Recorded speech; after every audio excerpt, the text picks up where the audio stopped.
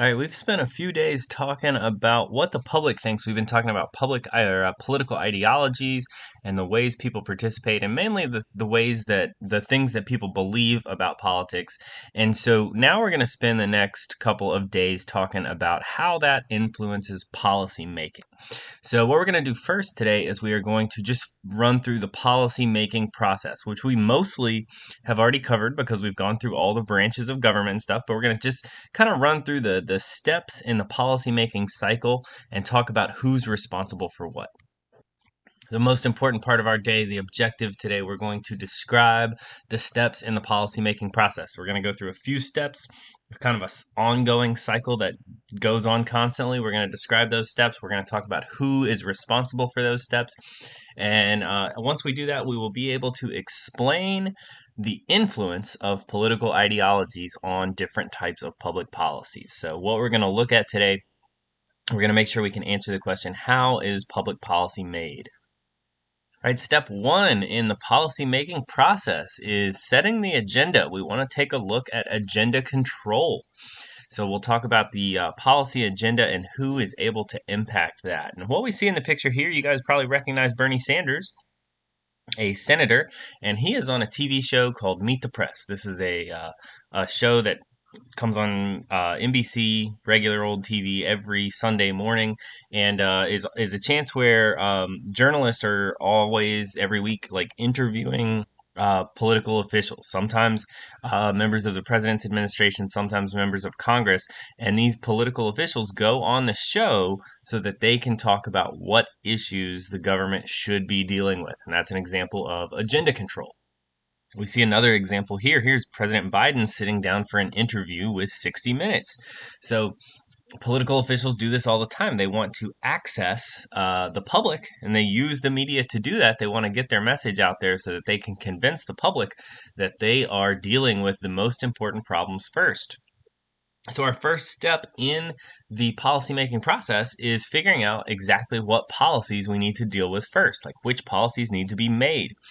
So this gives a chance for policymakers to they want to make sure that they make the people happy. That's how they keep their jobs. That's how they serve the will of the people. So they want to try to do what the people want so that they can keep winning those elections. People are going to find different ways to organize themselves. Maybe that's political parties, maybe that's interest groups, maybe that's the media, maybe that's protest. But they're trying to organize themselves to put pressure on the policymakers and to try to influence the policies that the policymakers will be getting to first. So when we try to figure out who can control the agenda, who can influence which policies are at the top of the list and who can impact what is on the agenda. We have a bunch of different groups here. So one of the biggest ones of these would be the media. The media influences what the public thinks about the most important problems. If the media reports about coronavirus all the time, then the people think that's the most important issue. But when the media switches to focus on police violence, then the public tends to think that is the most important issue. So the media has a huge amount of control over the public agenda. Interest groups, another thing that we haven't really talked much about yet, but interest groups try to influence the policy agenda. They try to do this more directly with policymakers. They have meetings and try to meet with policymakers and influence them to put the issues that they care about high on the list. Political parties have their own agendas. So, like the Democratic Party has a list of policies they want to put into action now so that they can keep winning elections. That's a lot of stuff like higher minimum wage laws and things like that. Republicans have a separate list of policies that they want to enact to keep to get those policies on the agenda and to keep their voters happy. And those are at the moment like they focus a lot on like free speech issues and things like that. So they're trying to push those policies that are most important to the people that vote for them. In Congress, both the House and the Senate, they get to decide what policies they're making on their own, so they control the agenda that way.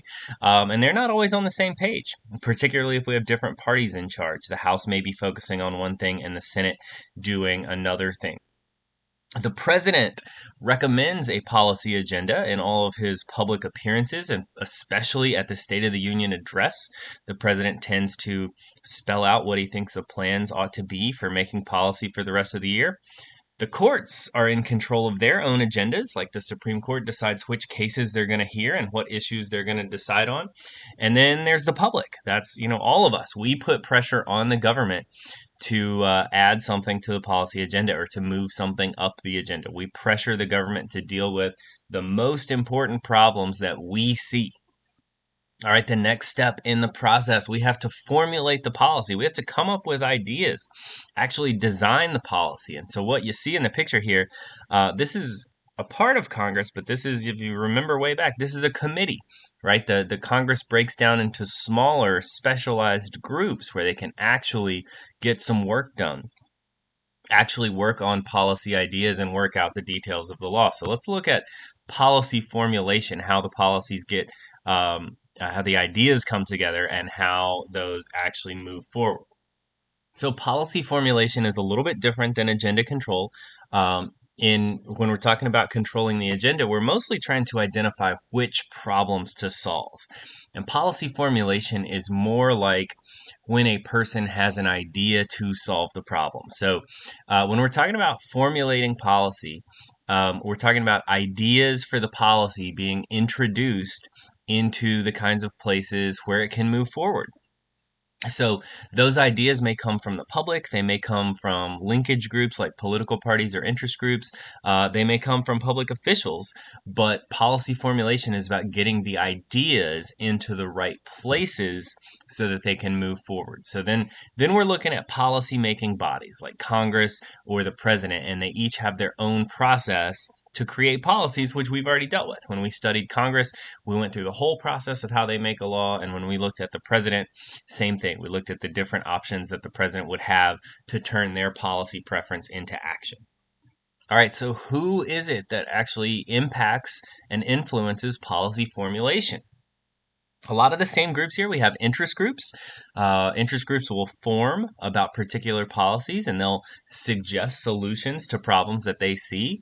Political parties will have suggestions for the way that certain problems ought to be dealt with. They deal with this the same way that interest groups do. So interest groups and political parties try to find connections in the policy making bodies like Congress or the president. And then those policymaking bodies, they can come up with these ideas on their own. So congressmen have their own ideas for making, policies to solve problems. They'll work together. They'll collaborate to create solutions. And so Congress, especially in the committee level, like we see in the picture, like that's a place where we see ideas exchanged and we see some collaboration to build good policy ideas. And then over in the executive branch, the president and their staff come up with policy solutions as well. So, like the president maybe adds people to their administration that have great policy ideas, and then the president can work on moving those forward. All right, that's just the beginning of our policymaking process. We're going to move on and check out the last few steps in this process, and then we'll talk about how this is an ongoing cycle.